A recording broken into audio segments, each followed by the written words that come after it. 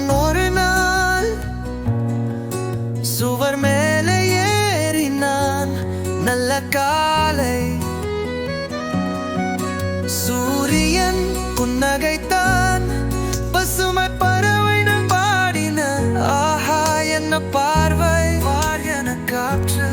ஆனால் சுவர் மெதுவாக குலுங்கி விட்டது. தடம் தண்ணீரென கீழே விழுந்தான். உடனே குதிரை மீறக்கர் போதி வந்தார்.